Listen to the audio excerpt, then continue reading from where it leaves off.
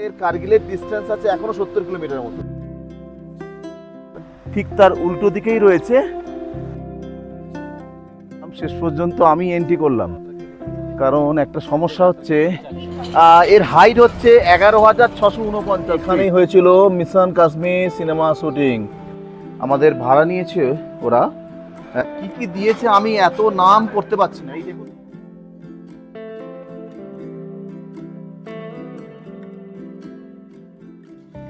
আজকে সকালে আমাদের ব্রেকফাস্টে রয়েছে কি চন্দ্রনাথ?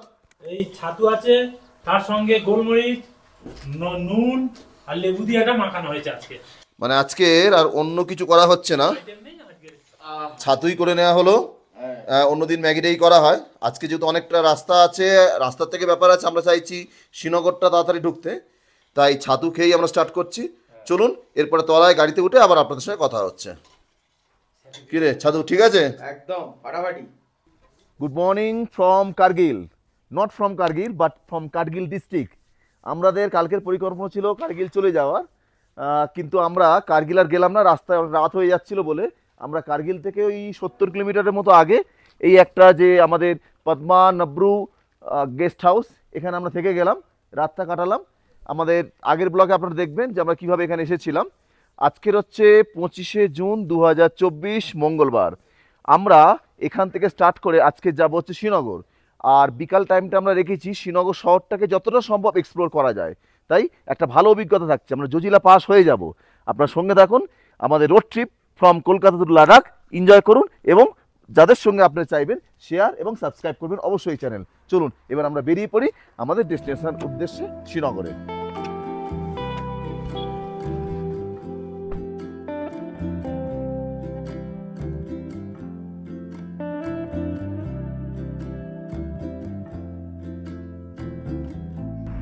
লে লাদাখ যে রোড ট্রিপটা হয়, রোড ট্রিপটা দুটো রুট দিয়ে হতে পারে। একটা হচ্ছে আমরা মানালি হয়ে আপনি লেতে ঢুকতে পারেন, আর শ্রীনগর দিয়ে আপনি বেরিয়ে গেলেন, অথবা শ্রীনগর দিয়ে ঢুকলেন লে, মানালি হয়ে বেরিয়ে গেলেন। তা আমরা এসেছিলাম মানালির দিক থেকে, আপনারা চাইলে শ্রীনগরের দিক থেকেও আসতে পারেন। সেক্ষেত্রে আপনাদেরকে একটা স্টে নিতে হবে কার্গিল। তবে যদি মনে করেন যে আপনারা কার্গিল স্টে নেবেন না, তাহলে ডাইরেক্টলিও আসা সম্ভব। সেক্ষেত্রে আপনাকে শ্রীনগর থেকে একদম আর্লি মর্নিং বেরিয়ে যেতে হবে। এই ধরুন মোটামুটি 4টে সাড়ে 4টের মধ্যে আপনি যদি বেরিয়ে যেতে পারেন, তাহলে সন্ধ্যের মধ্যে আপনি চলে আসতে পারেন লে। কারণ মাঝে দু একটা স্পট আছে, সেগুলো দেখতে দেখতেই আসবেন।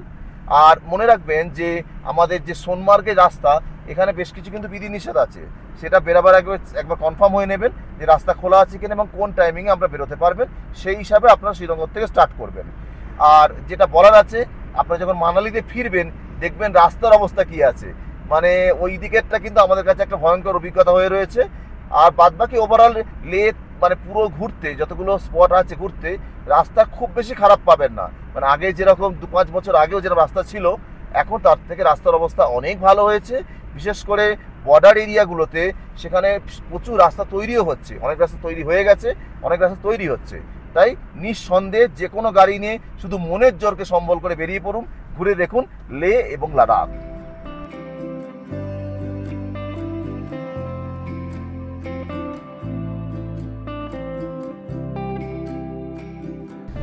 দেখুন এই বিখ্যাত ব্যক্তিকে চিনে রাখুন, এনার নাম হচ্ছে শম্ভুনাথ হালদার। আর ইনি কালকের একটা বিরাট কৃতিত্বের কাজ করেছেন, লেতে এসে বাংলা চালিয়ে দিয়েছেন। তা রাজেশ কি বললো কালকে যখন সার্ভিস সেন্টারে আমরা গেছি ওনার ম্যানেজারের সঙ্গে কথা বলতে, তো শম্ভুদা অ্যাজ ইউজুয়াল ট্যুরের সমস্ত জিনিস বাংলা চালিয়ে গেছে। উনি ম্যানেজারের ঘরে ঢুকে জাস্ট বলছে একদম কনফিডেন্স সহকারে বাংলায়, আমরা আগের দিন গাড়িটা নিয়ে এসেছিলাম, আমাদের গাড়িটা সেই ডিপিএফ এর প্রবলেম হয়েছিল, আপনি সারিয়ে দিয়েছিলেন, আবার সমস্যা হয়েছে, আমরা নিয়ে এসেছি। এবার ম্যানেজার আমার দিকে তাকিয়ে বলছে কে হুয়া ভাই সাহেব, ঠিক আছে ঠিক আছে। আমি আবার একে বললাম ঠিক আছে। তো একদম একদম কনফিডেন্টের সহকারে বাংলাটা সারা ট্যুরে এত সুন্দর চালিয়ে গেল, চিন্তা আপনার বাইরে। মানে বাংলা মানে তো বাংলাকে মাথায় রেখে দিল, বাংলা মাথায়। বাংলা জয় হোক, চলো জয় বাংলা, জয় বাংলা।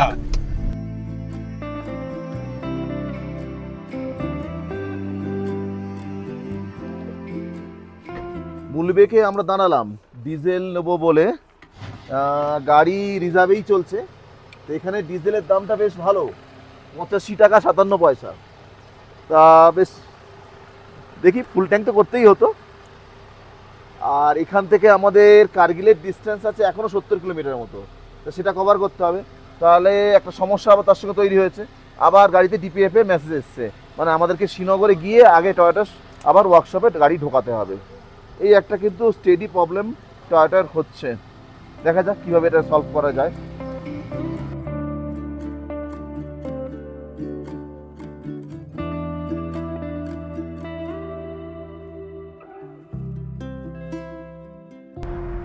দেখুন, আমরা যত কার্গিলের দিকে যাচ্ছি, মানে লে থেকে কার্গিলের দিকে যাচ্ছি, তত আমরা গাছের পরিমাণ বাড়ছে, মানে গাছের সংখ্যা বাড়ছে এবং সবুজের আভা বাড়ছে।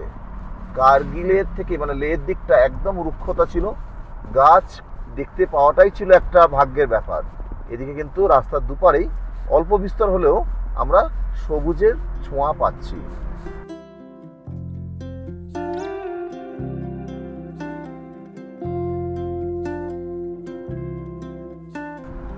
আমরা কার্গিল পৌঁছালাম। কার্গিলে আমাদের কোনো স্টে নেই, আমরা একেবারে ডাইরেক্ট চলে যাব দ্রাসের দিকে। দ্রাসের ডিস্টেন্স রয়েছে এখান থেকে 57 কিলোমিটার। দ্রাসে একটু দাঁড়াবো, কারণ আমাদের কার্গিল যে ওয়ার মেমোরিয়াল রয়েছে সেটা দ্রাসেই রয়েছে। এখান থেকে সময় লাগবে ওই 1 ঘন্টা 15 মিনিটের মতো। রাস্তা তো মোটামুটি ভালো, যেমন দেখছেন। তো ওভারঅল একটা ভালো এক্সপিরিয়েন্স। এই দেখুন সামনে পাহাড়ের যে তলদেশে পুরো কার্গিল শহর দেখা যাচ্ছে।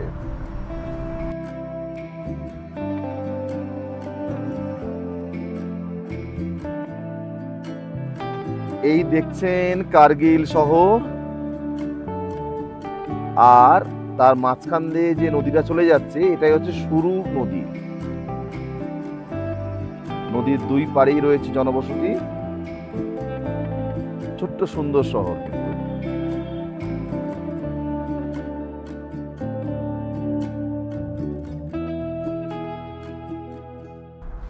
এখন আপনারা যে নদীটা দেখছেন এটা হচ্ছে দ্রাস নদী, আর তার পাশ থেকে যে হাইওয়ে ধরে ন্যাশনাল হাইওয়ে 1 এই ধরেই আমরা চলেছি শ্রীনগরের দিকে। প্রথমে আমরা যাব দ্রাস, সোনমার্গ হয়ে শ্রীনগর। দেখুন, আমরা যত দ্রাসের দিকে যাচ্ছি রাস্তার দুপারে দেখুন ফুল, গাছের মধ্যে অনেক রকম ভ্যারাইটি আমরা দেখছি। অ্যাপ্রিকট গাছ দেখছি, অন্যান্য গাছও দেখছি। সব গাছের নামও তো চিনি না, তবে পরিবেশটাই বদলে গেল। দেখুন সামনে আবার লাল কি সুন্দর ফুল হয়ে রয়েছে, অবহেলায় ফুটে রয়েছে, কিন্তু তার সৌন্দর্য দেখুন, অসাধারণ লাগছে। আমরা দ্রাসের কার্গিল ওয়ার মেমোরিয়ালে এলাম। এখানে গাড়ি পার্ক করলাম, ওরা 30 টাকা করে নিল। এগুলো কিন্তু পেড পার্কিং, সেনাবাহিনীর এখানে কোনো নিয়ন্ত্রণ নেই।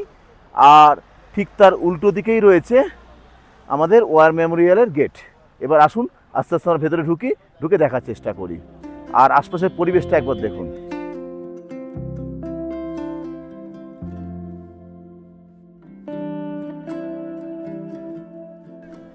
কার্গিল ওয়ার মেমোরিয়ালসে এলাম, তা 6 জন এসেছিলাম, শেষ পর্যন্ত আমি এন্ট্রি করলাম।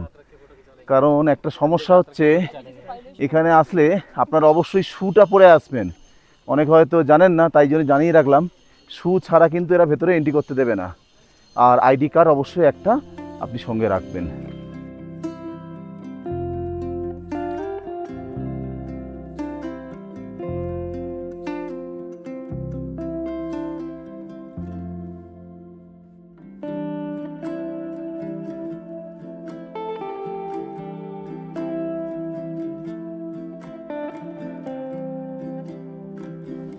এই হচ্ছে টোটাল কার্গিল ওয়ার মেমোরিয়ালসের ইন্টেরিয়ারের পার্টটা আর কি, ভেতরের অংশটা।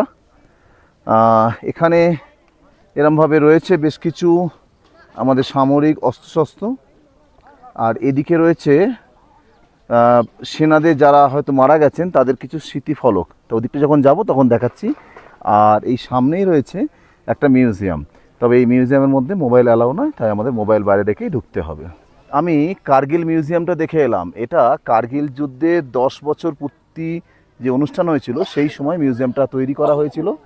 এখানে কার্গিল যুদ্ধের বিভিন্ন ছবি, ওই যুদ্ধে ব্যবহৃত বিভিন্ন অস্ত্র এবং ওই যুদ্ধে যারা সেনানী ছিলেন তাদের সম্পর্কে বীর গাথা লেখা রয়েছে এবং তাদের বিভিন্ন যে তারা পুরস্কার পেয়েছেন, মরণোত্তর থেকে আরম্ভ করে অনেকে জীবিত আছেন, সার্ভিসে রয়েছেন, তাদের সমস্ত পুরস্কার এবং সম্মাননা এখানে কিন্তু ডিসপ্লে করা হয়েছে। তার ভেতরে ছবি নেওয়া বারণ, তাই সেটা নিলাম না আমরা। কার্গিল যুদ্ধের সময় নাম শোনা টাইগার হিলকে দেখুন, এই হচ্ছে টাইগার হিল আর এইটা হচ্ছে রাইনো হিল।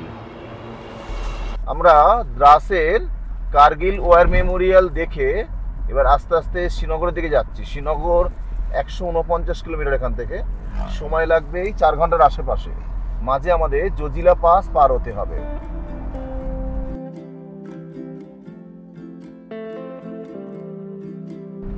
আপনারা যারা মানালি দিয়ে লেতে ঢুকবেন তাদের জন্য এক ধরনের বিষয় আছে, মানে যখন আপনারা অটল টানেল পার হবেন তারপরে দেখবেন যে আশপাশের সমস্ত পরিবেশ পরিস্থিতি চেঞ্জ হয়ে গেল, একটা রুক্ষতার জগতে আপনি প্রবেশ করলেন। তা লাদাখের তো বিউটি সেই রুক্ষতার মধ্যে, কোল্ড ডেজার্ট বলা হয়, বালিয়াড়ি রয়েছে এবং সবচেয়ে বড় কথা রয়েছে যে পাহাড়ের যে রং, যেখানে কোনো গাছ নেই কিন্তু পাহাড়ের এক একটা দিকে এক একটা বাঁকে পাহাড়ে কোথাও সবুজ, কোথাও লাল, কোথাও অন্যান্য যত রকম রং আপনি হয়তো কল্পনাও করেন না, এসে দেখবেন সেই রঙও রয়েছে সেই পাহাড়ের গায়ে। কিন্তু যখন আপনি শ্রীনগরের দিক দিয়ে আসবেন দেখবেন সেই বিউটি, সেই ভ্যালির বিউটি, সেই সৌন্দর্য, সেই সবুজ।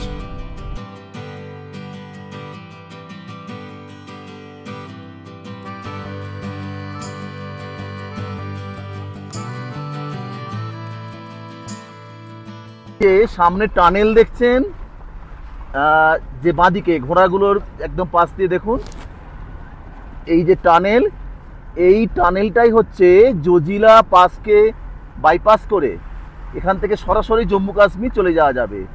কারণ আপনারা নিশ্চয়ই জানেন যে জজিলা পাসের জন্যই লে লাদাখ শীতের একটা দীর্ঘ সময় বিচ্ছিন্ন অবস্থায় থাকে, তাই এই টানেলের নির্মাণ কার্য চলছে।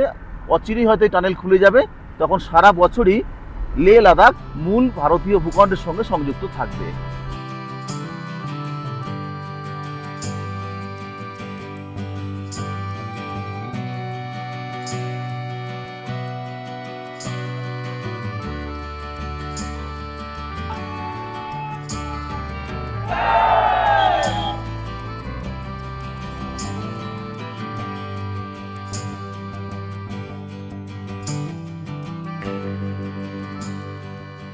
আমরা জজিলা পাসে এলাম তার 0 পয়েন্টে।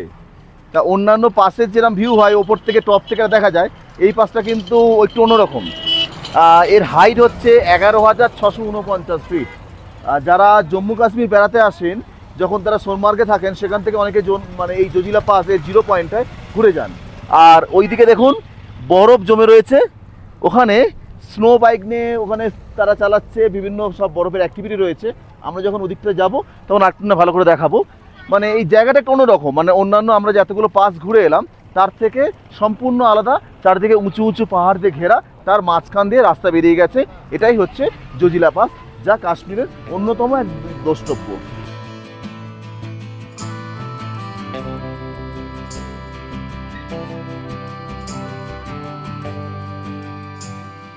আমরা যে সবে আপনাদেরকে দেখালাম জজিলা পাস, এই জজিলা পাস হচ্ছে জম্মু অ্যান্ড কাশ্মীরকে তার যে অংশ, তার জম্মু অ্যান্ড কাশ্মীর যে স্টেট আর আমাদের লাদাখ যে ইউনিয়ন টেরিটরি, তার মাঝের হচ্ছে বর্ডার।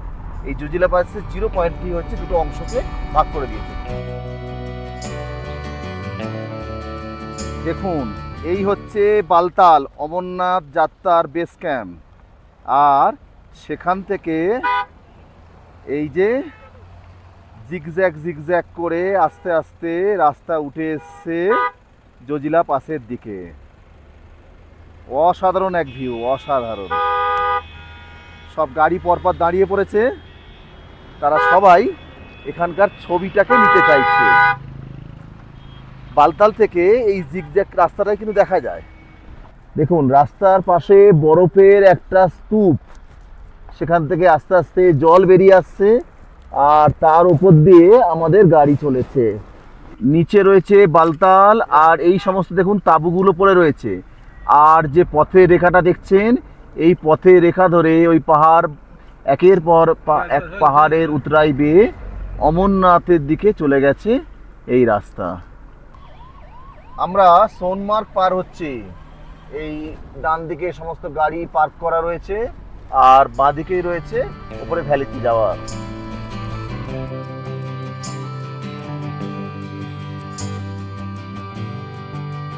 এই যে সামনে দেখছেন নেট দিয়ে ঘেরা রয়েছে, ফেন্সিং করা রয়েছে, ওখান দিয়ে ঘোড়া দিয়ে করে সবাই উঠে যাচ্ছে। আপনি হেঁটেও উঠতে পারেন। হাজিবাদ গ্লেসিয়ার আছে ওপরে আর কি, বেশ কিছুটা হেঁটে উঠতে হয়। ওখানে স্কিটি করা যায়, এই যে ঘোড়া এখান থেকে সব বুকিং টুকিং করে, তবে বার্গেনিং করার প্রয়োজন হয়, এখানে দামের বেশ ডিফারেন্স হয়, করে আপনারা উপরে বিভিন্ন অ্যাক্টিভিটি আছে সেগুলো করতে পারেন। আমাদের হাতে যেহেতু সময় কম, আমরা আর সোনমার্গ ঘুরে দেখলাম না, মানে আমাদের রুটের মধ্যে শুধু সোনমার্গটা ছিল, টাচ করে বেরিয়ে যাব। আর এখন যেহেতু অমরনাথ যাত্রার একদম শেষ পর্যায়ে, মানে প্রস্তুতির শেষ পর্যায়ে, তাই সিকিউরিটির প্রচুর রয়েছে আর তার সঙ্গে সঙ্গে রাস্তায় প্রচুর ট্রাফিক রয়েছে। এই জন্য আমরা টাইম খুব একটা এখানে কাটালাম না, আমরা চলে যেতে চাইছি শ্রীনগরের দিকে। এখন এখান থেকে সোনমার্গ থেকে শ্রীনগরের ডিস্টেন্স আছে ওই 90 কিলোমিটার আশেপাশে। গাড়িতে এলে মোটামুটি বুকিং গাড়িতে এলে 2 ঘন্টার কাছাকাছি লাগে। তবে এই রাস্তা একটু যখনই আসবেন আপনারা ভোর আসবেন, নাহলে রাস্তা কিন্তু বেশ ট্রাফিক থাকে, তাই অনেকটা সময় আপনাকে গাড়িতে বসেই কাটাতে হবে। আমরা যখন এমনি কাশ্মীর ট্যুর করেছিলাম তখন কিন্তু আমাদের একই অভিজ্ঞতা হয়েছে, তাই যারা কাশ্মীরে আসবেন এই টিপসটা তাদের হয়তো কাজে লাগতে পারে। শ্রীনগর থেকে আমরা প্রায় 20 কিলোমিটার দূরে রয়েছি, আর এই দেখুন ঝিলাম নদী। আশপাশ দেখে কি মনে হচ্ছে কাশ্মীর? মনে হচ্ছে না কোনো গ্রাম বাংলার কোনো একটা অঞ্চল। দূর দূরান্তেও কিন্তু পাহাড়ের কোনো রেখা নেই। শ্রীনগরে আমরা ছিলাম হোটেল কবির, ডাল লেকের 15 নম্বর যে শিকারা গেট আছে সেই গেটের থেকে উল্টো দিকে যে গলি, সেইখানেই হচ্ছে হোটেল কবির। এবার চলুন রুমটা আপনাদের দেখাই। এই হলো আমাদের রুম। প্রথমেই ওয়াশরুমটা দেখাই। একটা প্রমাণ সাইজের ওয়াশরুম, কোমোড রয়েছে, গিজার, বেসিন, মিরর, আর এই হচ্ছে একটা কিং সাইজ বেড। এদিকে বসার জায়গাও রয়েছে। ভিউ খুব একটা কিছু নেই। ওভারঅল রুমের সাইজটা কিন্তু বেশ বড়, দেখেই বুঝতে পারছেন। আমাদের ভাড়া নিয়েছে ওরা 5,500 টাকা আমরা দিলাম আর কি, দুটো রুমের জন্য, মানে 2250 করে, 3 জন করে থাকবো এক একটা রুমে। এক্সট্রা ম্যাট্রেস ওরা চাইলে প্রোভাইড করবে। আমরা হোটেলে চেক ইনটা জাস্ট করেই বেরিয়ে পড়লাম, ঘড়ি বলছে প্রায় 5টা। আমরা আজকের ভাবলাম সন্ধেবেলার টিফিনটা এই পকোড়া দিয়ে হোক। 2 রকমের ভেজ পকোড়া রয়েছে, পনির আর কালকের আমরা ব্রেড খেয়েছিলাম আর অন্যান্য জিনিস নিয়েছিলাম, সমোসা নিয়েছিলাম। আজকের ভাবলাম না, একটু অন্যরকম হোক। আর জিলাপিটা ভাবছি নেবো। এগুলো বলছে 100 করে, মানে কত 80 টাকা না কি দাম চাইছে, তো এক্স্যাক্টলি দাম বুঝতে পারছি না। তো ওরা একটা ওজন করে কিছু একটা মাপ করে দিয়ে দিচ্ছে, তো সেটাই নেবো। বললাম পার্সেল করে দাও, আমরা শিকারায় বসে বসে খাবো আর শিকারাটাকে এনজয় করবো টাইমটাকে।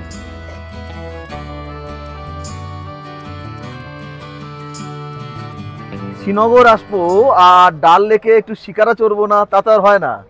তা সেই উদ্দেশ্যেই ডাল লেকে আসা। এখানে এসে জিজ্ঞেস করলাম যে যে পয়েন্টগুলো আছে কি ওরা টাকা নেবে, তা প্রচুর টাকা চায় আর কি, বিরাট বার্গেনিং করতে হয়। তা আমরা আছি 6 জন, ওরা বললো 2টো বোট লাগবে। বললাম ক টাকা লাগবে বলুন, বলছে 5,000 টাকা লাগবে, 2,500 টাকা করে। তা আমি তো সঙ্গে সঙ্গে বললাম না, ও অত টাকা দেওয়া যাবে না, ঠিকঠাক করে বলো যাতে দেওয়ার মতো আর কি। তা শেষ পর্যন্ত রফা হলো 1500 টাকা, মানে 750 টাকা করে এক একটা শিকারা। 3 জন করে আছি, ওরা যতগুলো পয়েন্ট আছে সবই দেখিয়ে দেবে। তা চলুন, মোটামুটি একটা বার্গেনিংটা ভালো হলো, গড়িয়াহাটের মধ্যে বার্গেনিং আর কি। 5,000 টাকাটাকে নামিয়ে আনা 1500 টাকায়, ঠিক আছে, অভিজ্ঞতা তো আছে, সেটা কাজে লেগে গেল। এবার চলুন লেকটাকে ভালো করে ঘুরে দেখি। দেখুন নৌকা চলতে চলতেই এই ওরা বলছে ফলের চাট বিক্রি হচ্ছে। সামনে দেখুন বিজয় ফ্রুট চাট। ডাল লেকের এটাই মজা আর কি, আপনি ঘুরবেন শিকারা করে আর খাবার দাবার আপনার সামনে চলে আসবে, শুধু মানি ব্যাগটা রেডি।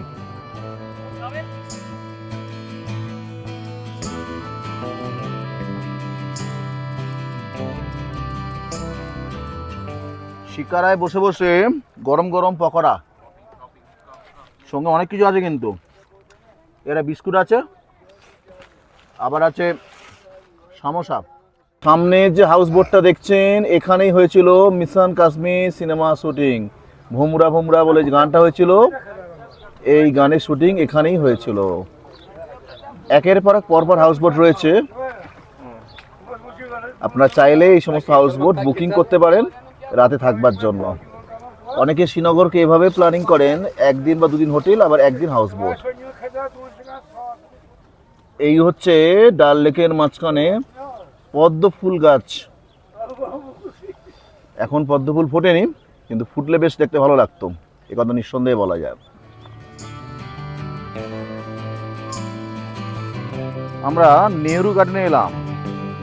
এই নেহরু গার্ডেনে ঢোকবার জন্য আপনাদেরকে 25 টাকা করে একটা টিকিট কাটতে হয়। বোট এসে নামিয়ে দেয়, তারপরে ঘোরা হয়ে গেলে সেই বোটই আপনাকে আবার নিয়ে চলে যাবে।